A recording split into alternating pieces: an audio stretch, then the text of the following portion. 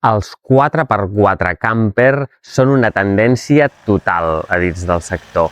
Ara mateix, a Via Central, fem una aposta molt ferma per aquest tipus de vehicles i ja els tenim en totes les marques. La Ranger 560 sobre la Ford Transit amb 4x4. La Sunlight, que podreu veure aquí, la versió Green Trek, un vehicle hiperequipat i superpreciós per al seu exterior. Avui us presentarem aquesta Devles Globebus Performance T46, un vehicle 4x4 sobre motorització Volkswagen Formotion. I ben aviat, a casa nostra també, Adria Super Twin sobre Mercedes Sprinter 4x4. Anem a veure una miqueta aquesta Globebus perquè ve carregada i super ben equipada. La proposta de Devles per entrar en els 4x4 amb aquesta autocaravana és una proposta full equip. Si us hi fixeu, el vehicle ja ens vindrà equipat amb defensa frontal, ens ve també amb la llum LED per poder veure bé els camins i els llocs per on passem. El vehicle ve també equipat ja amb llantes d'alumini de 18 polzades i el pneumàtic Loader All Terrain, que és un pneumàtic perfecte per la conducció en exterior, també amb totes les proteccions. El color del vehicle també és un color gris, diuen gris iridium, i realment fa que tingui una estètica exterior molt espectacular. Aquest vehicle està amb les suspensions pujades, tant al davant com en l'eix de darrere, i això fa que si ens fixem en la part inferior veurem que és un vehicle que queda molt alt. Malgrat ser un vehicle gran, estem parlant d'un vehicle de 6,80 m, és un vehicle que per la seva altura i al portar una suspensió pneumàtica de doble balona podem pujar molt l'eix del darrere. Aquí al darrere veurem que ve equipat amb un xassis reforçat, és un xassis de doble ballesta, per tant és un vehicle que majoritàriament la homologació base és una homologació de 3.880 quilos, per tant una homologació de carnet C perquè hi puguin circular 4 persones. Es poden fer homologacions reduïdes a 3.500 per menys persones, però la homologació base recomanada serà 3.800. Si ens seguim fixant en l'exterior, veurem uns grans portons a la part posterior. Aquest és un dels avantatges d'anar amb un vehicle d'aquest tamany, que realment guanyem un maleter, a més ens ve tot amb un bon acabat per poder-hi fer molta càrrega. Aquí portem anelles d'anclatge i també portem la manivela per abaixar el tendal. Aquí, a la part de darrere, també destaca molt el fet que tenim una escala que ens permet pujar fins a dalt la baca. Tota la part superior del vehicle és baca i això ens permetrà anclar-hi tot el que necessitem, ja sigui equipatge o fins i tot plaques solars. Un dels elements més destacables d'aquest vehicle és la seva motorització. És sobre la Volkswagen Crafter amb canvi automàtic Formotion. Aquest vehicle té un motor de 2.000 centímetres cúbics i 163 cavalls de potència. Tenim el comandament automàtic de les marxes aquí, a la zona de la mà, i ve provist del que en diríem un safety packet, un paquet de seguretat integral. Això vol dir que porta tot, des del reconeixement de vehicles i de peatons, l'assistent de frenada, l'assistent de canvi de carril, l'assistent d'angles morts, tot el que són ajudes automàtiques a la conducció. Tots aquests elements, a part de tenir-los en la pantalla digitalitzada, que evidentment té els llums automàtics, tant curtes com llargues, els sensors de pluja també automatitzats, el fre d'estacionament que és elèctric i no de mà, ho podem controlar també des de la nostra pantalla frontal. Portem una pantalla de 12 polzades en la que tindrem tots els indicadors i ens marcarà com volem regular, per exemple, l'assistent de velocitat automàtica perquè el vehicle controli la velocitat respecte dels altres vehicles, en quina distància, ens farà el reconeixement de senyals i també ens avisarà en cas que detecti la fatiga del conductor. Tot això ho controlarem des dels menús, igual que portem el sistema climatrònic. El climatrònic és un climatitzador separat per les dues zones que ens permet climatitzar la zona de la cabina del vehicle. No només això, sinó que aquest vehicle ve també provist d'un bloqueig de diferencials, que ho tenim aquí. Això ens permetrà bloquejar el diferencial de la tracció dels eixos en cas que necessitem passar per una zona molt més dificultosa i que ens trobem en un terreny realment on ha d'actuar la nostra tracció integral 4x4. A més, aquest vehicle, com veurem aquí, l'han equipat amb una suspensió pneumàtica Goldsmith.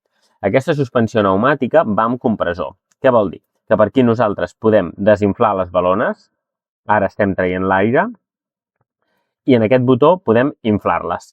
Per tant, ara estem pujant la pressió i per tant estem guanyant altura posterior i estem reforçant la nostra suspensió per si portem molt pes i estem en una carretera de curves amb dificultats o on necessitem que l'amortiguació treballi amb la seva màxima intensitat. Un dels elements molt destacables és que aquest vehicle, dins del que seria una estructura d'un motor Volkswagen, porta tots els extras a nivell d'electrònica, seguretat i possibilitats en la millora de la conducció.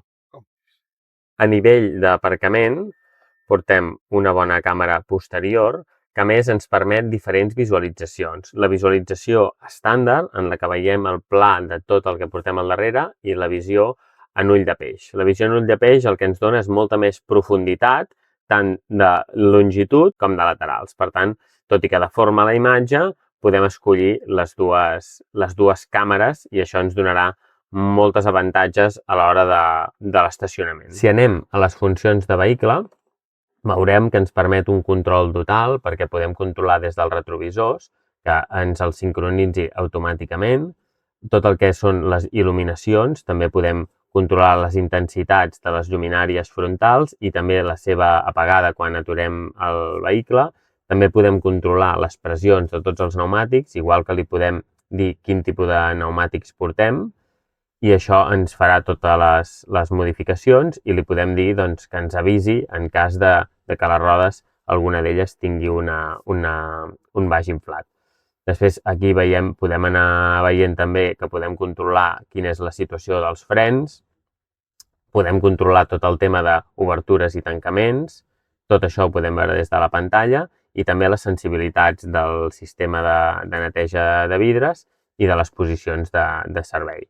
El mateix pel que fa a l'interior, ens controla la il·luminació ambiental interior que tenim a sobre de la cabina i tot el sistema del cockpit, que és tot el reconeixement de trajectes, de senyals, de càlculs i tot el que el programa ens anirà fent. Evidentment, tot aquest equip en el que podem controlar tantes coses del vehicle també funciona com un multimèdia normal i per tant ens funcionarà com amb el telèfon en mans lliures, amb el sistema de navegació i podrem connectar el telèfon per l'Apple CarPlay o per l'Android Auto i per tant podrem fer les funcions habituals que fem amb qualsevol tipus de multimèdia d'un vehicle actualment i controlar també el que dèiem, tots els elements vinculats a la climatització per zones en cada una de les seves sortides.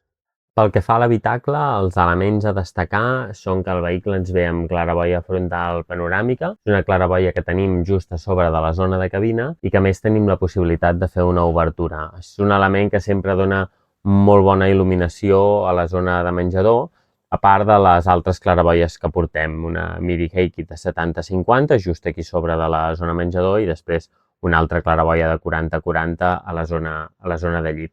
El menjador, com podem veure, dona molta amplitud. El fem amb els seients giratoris de la cabina i podem fer l'extensió de la taula i ens permet realment fer un menjador molt ampli i molt còmode. A la zona de cuina ens trobem una encimera amb dos fogons, prou ampla i amb una graella completa, i una pica rodona amb una aixeta gran que dona bastant bona zona i espai de treball. També veurem que els acabats estan molt ben treballats per com ens acaben tots els embellidors interiors i tots els raïls que tenim en cada zona per poder-hi col·locar penjadors o estris que puguem penjar. El bany l'han fet amb el sistema de bany i dutxa en un mateix espai, però és amb sistema abatible. Nosaltres, quan fem en posició de bany, podem treure la pica, canviar-la de banda i després, quan tanquem, es farà el tancament total aquí perquè tinguem realment una zona de dutxa. Queda una dutxa bastant àmplia, bastant quadrada. Anem amb la nevera de 130 litres. És una nevera de compressor actualment, no és una nevera trivalent típica d'autocaravana, sinó que és una nevera de compressor amb una amplada de 40 centímetres i una altura pràcticament de tot l'alt del vehicle i que ja porta un congelador bastant ampli.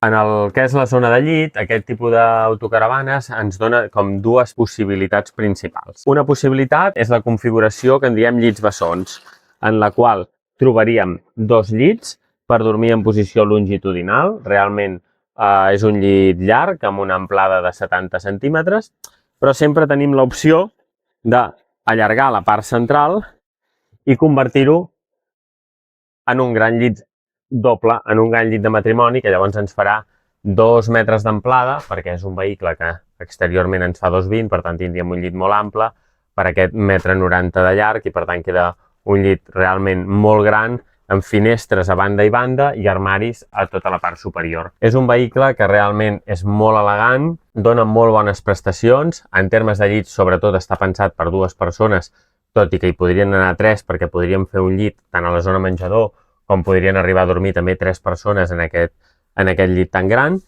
I per tant tenim des de bons emmagatzematges, perquè tenim armaris aquí a la zona just de sota del llit, tenim armari a esquerra i armari a dreta. Tenim tot el que és la zona maleter, que és un maleter, com hem pogut veure, molt, molt gran, i tota la zona de cuina, que ja té els seus armaris propis, perquè tota la zona d'aquí sota són armaris i calaixeres. Ens ve integrat inclús ja amb les pròpies papereres d'escombraries i armaris alts superiors. Per tant, a nivell de vehicle i d'espai interior, és un vehicle gran, probablement doncs, molt més ampli que els vehicles camper al que nosaltres estem molt acostumats. Aquí en la part central, com veieu, ens incorpora un fiamavent, és una claraboia que porta ja integrat un ventilador. Aquest ventilador té dues formes d'actuació, una per extreure aire i per tant actua com un extractor de la zona de cuina, i una altra que donaria la forma d'impulsió. Algunes persones que ens han plantejat ja de col·locar un equip d'aire condicionat en aquest vehicle, aquesta seria la ubicació recomanada, per no perdre ni la claraboia de menjador ni la claraboia de llit, ubicar l'aire condicionat en substitució d'aquest ventilador, i per tant que anés aquí a la part central i fos aquí on ens repartís doncs, aquest equip d'aire condicionat que podríem instal·lar. A nivell tècnic, Devles ha posat l'última tecnologia.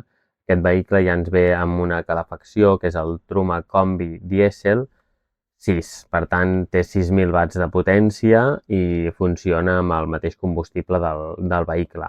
A més, a nivell d'equipament, han fet un First Pack Edition per ser doncs, el llançament d'aquest model, i ja ens inclouen la televisió en pantalla plana de 32 polzades. També portem un router Wi-Fi, VLAN, que és un router 5G, que porta una antena a la part superior del vehicle i un repetidor en l'interior. Això el que fa és que si arribem a llocs on hi ha poca senyal i els nostres telèfons no capten la senyal de xarxa o d'internet, podem tenir-la a través d'aquesta antena, que té molta més cobertura que un telèfon convencional. A part, també hi ha elements, com si ens fixem, doncs, per exemple, en la porta d'entrada, que és una porta molt més ampla que la d'un vehicle normal, és una porta de 70, que també integra doncs, la seva corresponent mosquitera, i que a més funciona amb tancament centralitzat. Això vol dir que quan nosaltres tanquem el comandament centralitzat del vehicle, se'ns tanquen les portes de la cabina, però també se'ns tanca la porta de posterior de la zona d'autocaravana.